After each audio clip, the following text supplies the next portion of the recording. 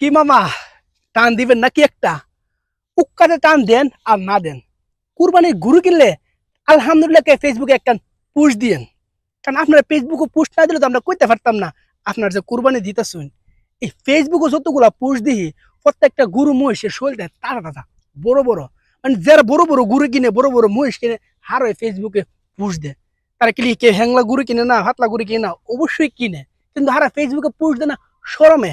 কারণ ফেসবুকে তো আর হ্যাংলা হাতলা গরু দিয়ে কোনো লাভ হইতো না। হ্যাংলা হাতলা গরু টিয়া নাই রে, টিয়া নাই, টিয়া নাই, আরো ব্যাঙ্গাইব।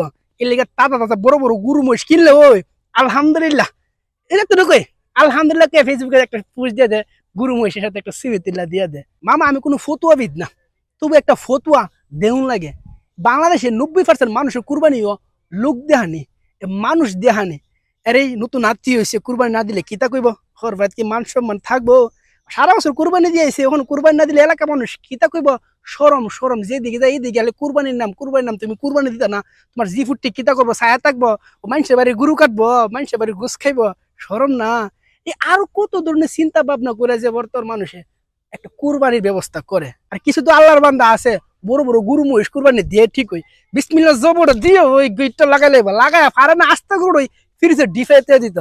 কারণ যতক্ষণ জাগানো অতক্ষণ ডিফাই হলে তোই আর এই গরিব মিসকিন বাদ দেই তান্ডে ফরে দিব না, আগে ফ্রিজে ঢুয়া, ফ্রিজে ঢুয়া রাই কেহা মনে ভূত কেন যাবো, ভূত মেয়ে বানাইব, এর বাদ দিন লাগবে, হের বাদ দিন লাগবে, ফরে দিব না, আগে ফ্রিজে যাইতে ঢুয়া।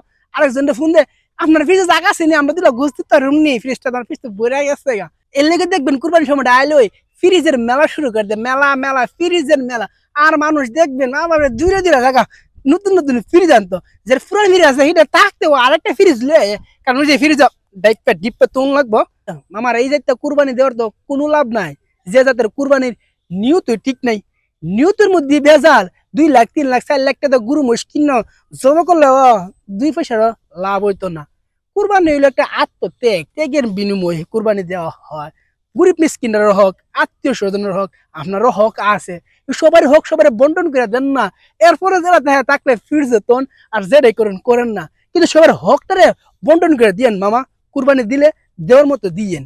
এই লোক দেন না কুরবানি হুদুদি দিয়াল, কোনো লাভ নেই মামা, কোনো লাভ নাই।